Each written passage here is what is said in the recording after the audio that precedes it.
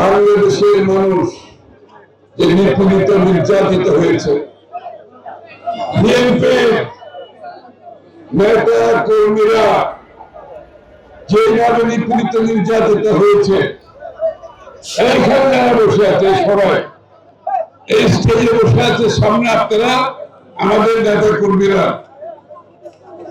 আন্দোলন সংগ্রাম করতে করতে করতে করতে জ্বলে পুড়ে সবাই খাতে সোনায় পরিণত হয়েছে। এই নুরুল আমিন চেয়ারম্যান সাহেব, আপনাদের যিনি মনোনীত প্রার্থী,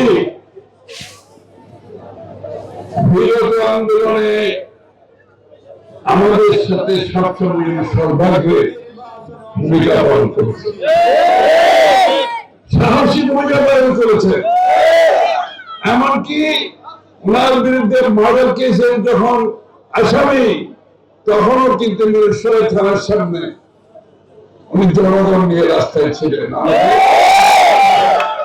এই দলটি একটি দল, যেই দলটি গণতন্ত্রের প্রশ্নে কোনদিন আপোষ করে নাই। সেই প্রেসিডেন্ট জিয়া রহমান সাহেব একদলীয় বাকশাল থেকে বহুদলীয় গণতন্ত্র প্রবর্তন করেছে। পরবর্তীতে দেশনেত্রী বেগম খালেদা জিয়া একক নেত্রী, শুরু থেকে শেষ পর্যন্ত স্বৈরাচার এরশাদের বিরুদ্ধে দেশনেত্রী বেগম খালেদা জিয়া আপোষহীন ভাবে আন্দোলনের মাধ্যমে এরশাদের পতন ঘটিয়েছে। অনেক দল তখন এরশাদের সাথে নির্বাচনে অংশগ্রহণ করেছে, মনে আছে? আমাদের আন্দোলন কিন্তু শেষ হয়, আমি বললাম 12 তারিখ রাত্রে নির্বাচনী ফলাফল নিয়ে যখন বাড়ি ফিরব তখন আন্দোলন শেষ হবে। এর আগে আন্দোলন শেষ হবে না। আরেকটা সমস্যা আছে আমাদের এই নির্বাচনের রাজনীতিতে। টানা তৃতীয়বার অর্জন করেছে দেশের সেরা সুপার ব্র্যান্ড স্বীকৃতি বসুন্ধরা টিস্যু। সাধারণত আপনার প্রতিপক্ষকে আপনি দেখতে পান, তাই না? কিন্তু বর্তমানে আমাদের যারা প্রতিপক্ষ দৃশ্যমান, তাদেরকে দেখা যায়,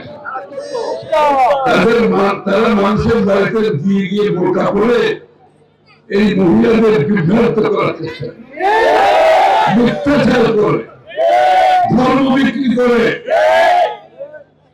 আইডি কার্ড ছবি নিয়ে যায়, আইডি কার্ড নিয়ে যায়, ছবি নাম নিয়ে যায় বিকাশ করে পয়সা দেওয়া। আর প্রত্যেক দিন মিথ্যাচার ও অপপ্রচারের মধ্যে লিপ্ত আছে।